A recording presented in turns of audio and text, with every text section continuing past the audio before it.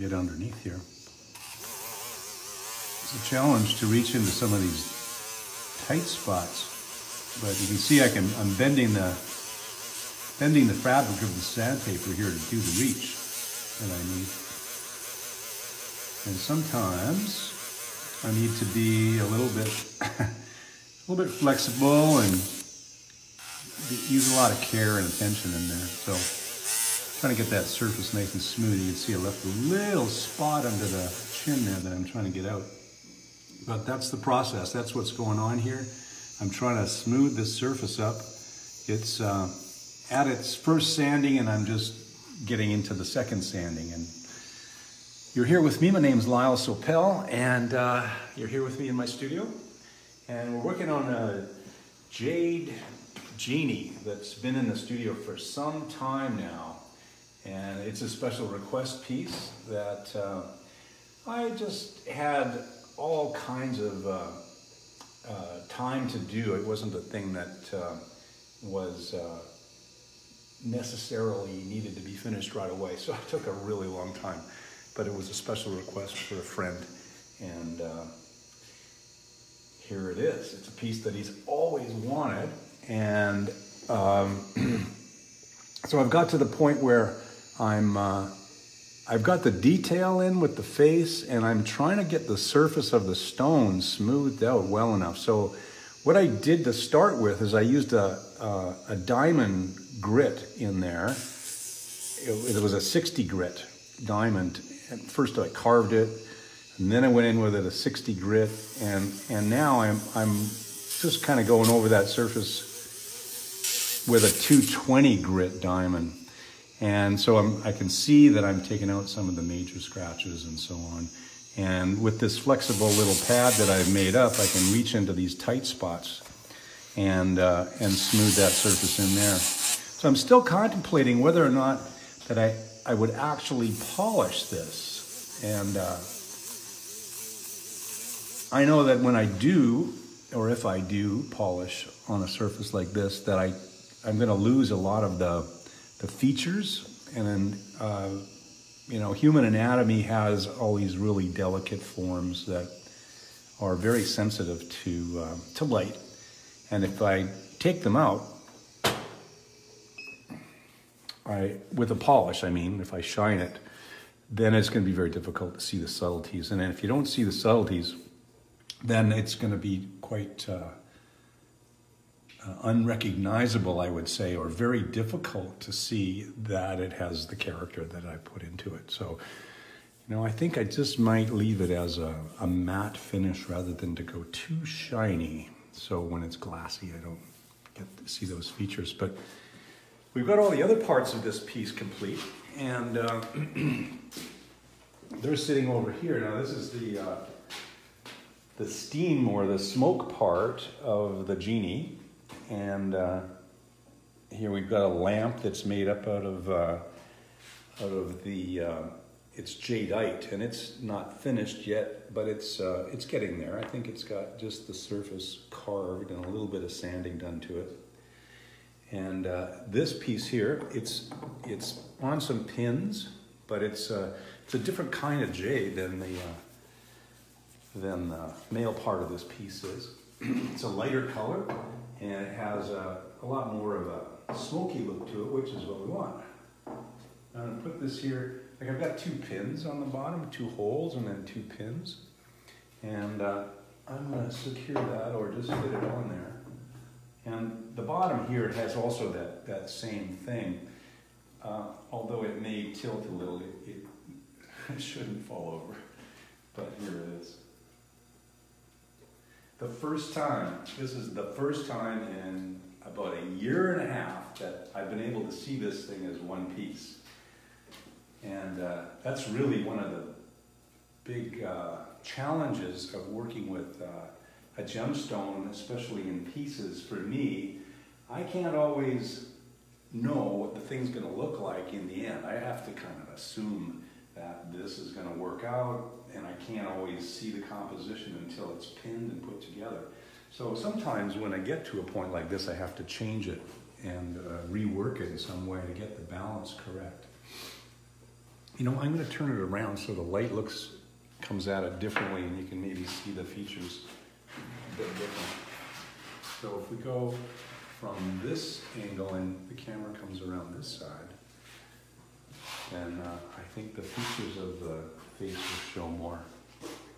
And you can also get the sparkle in the base, which is a Venetian glass, this base, and it has copper infused into the surface, so it really looks like it's fun. It's really a nice kind of a fantasy look to the whole thing. So this is going to be finished today. It's just a little more sanding and then a little more of fitting, and I should have it finished today.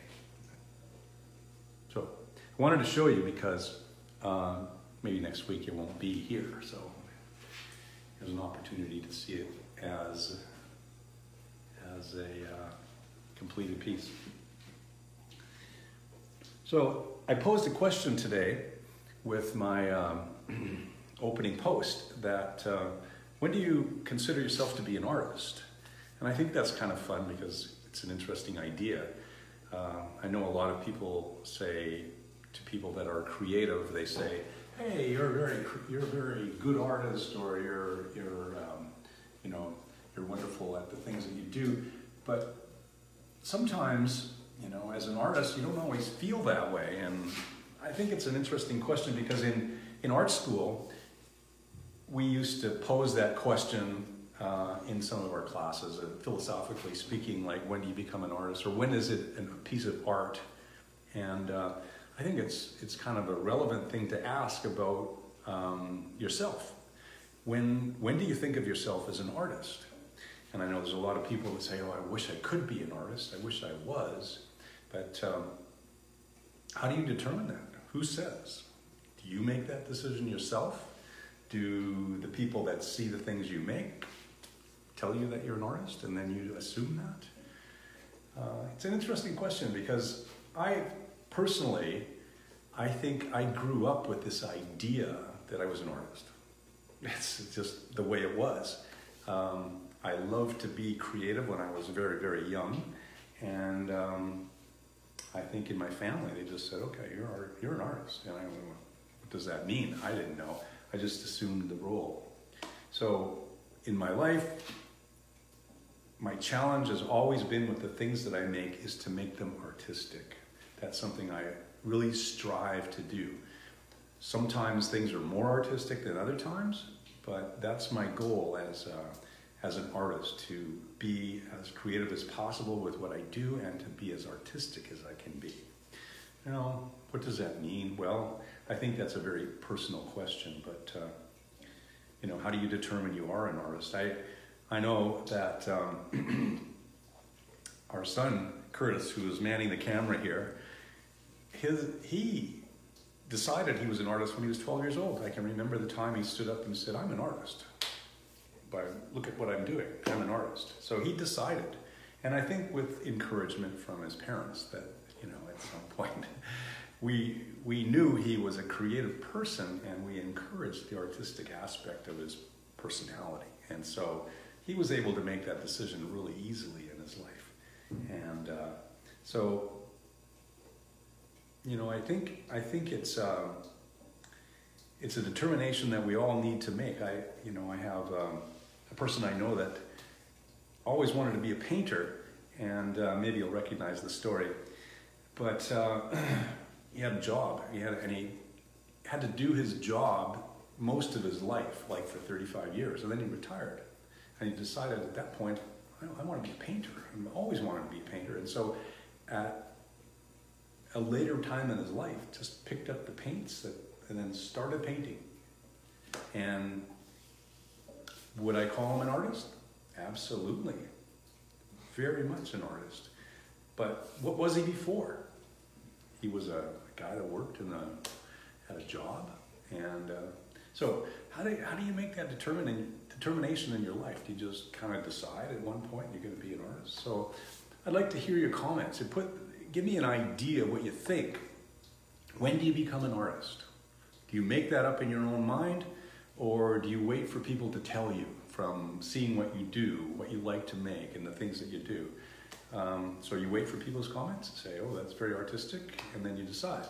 Or, you know, is it something you've been born with, or is it something that you've been conditioned to believe?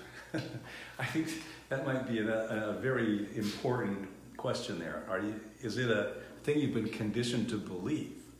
So some people are conditioned to believe they are not creative.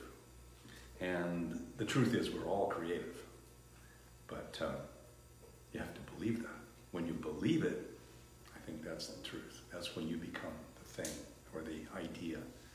So I wanted to show you a few other things here in the studio. There's some pieces that were on the go the last live Facebook we did. And here they are complete. Like this is a whale piece, and I think we were working on this pattern here in the base, trying to get that as straight lined as possible in there.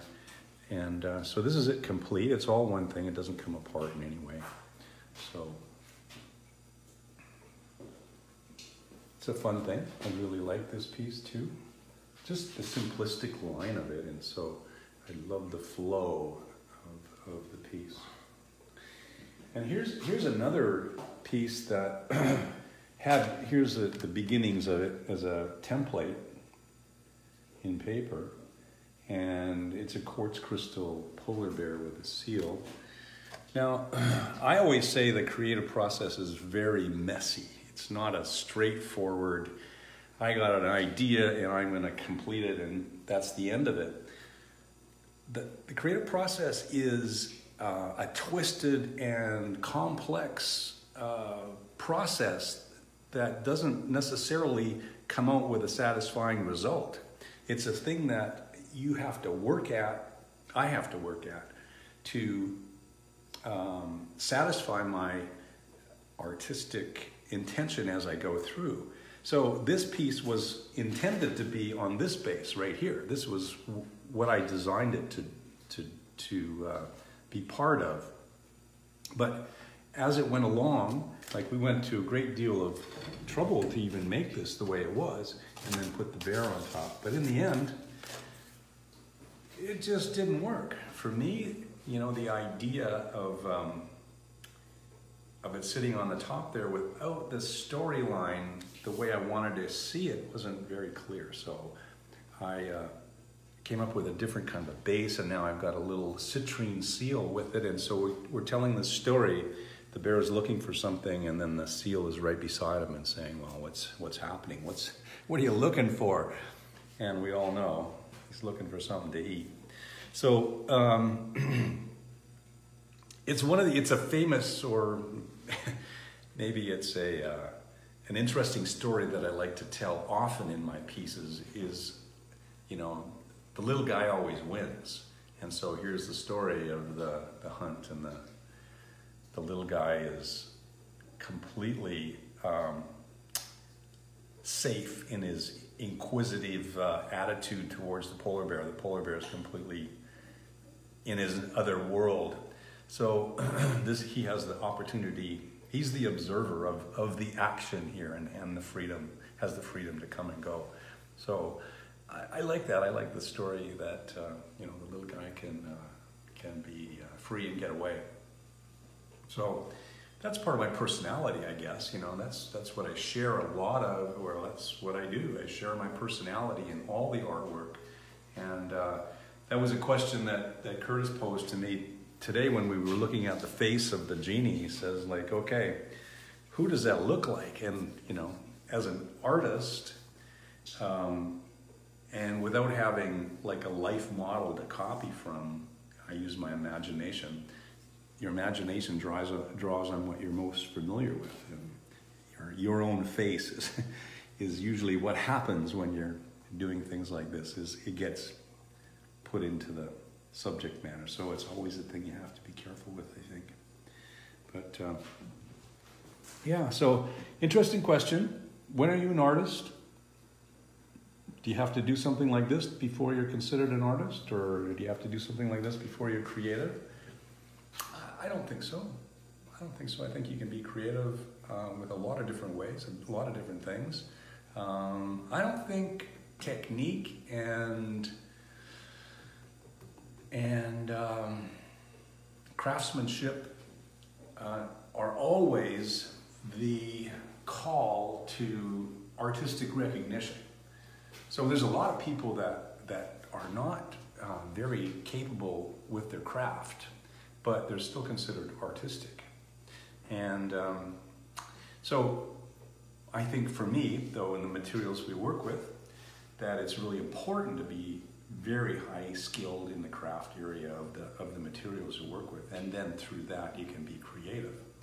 But there's other materials that you don't necessarily have to be too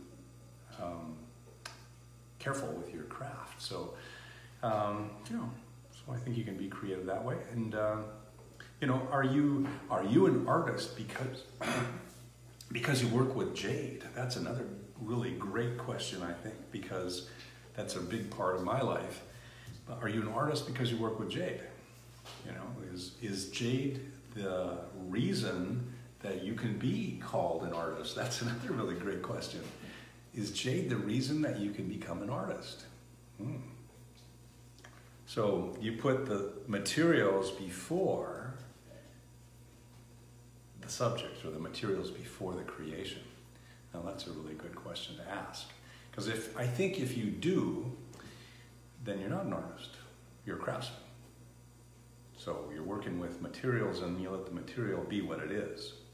But if you're an artist, you work on a different kind of idea, different sort of a frequency. It doesn't matter what material it is in. And it just so happens that it's part of your process. And the materials add to your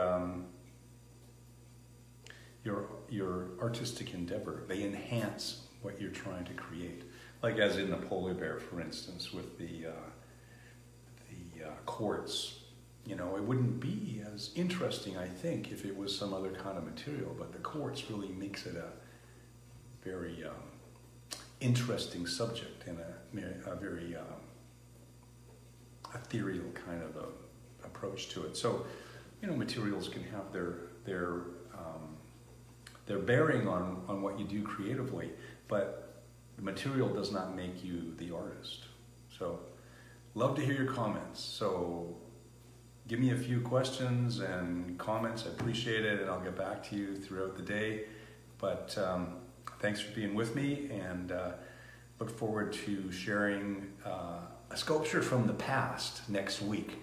I have a piece that I want to show you that was made in 1977, a piece I made in 1977. And I think you'll really enjoy it, and it's another great way to talk about creativity. So thanks for being with me, and stay creative. Bye for now.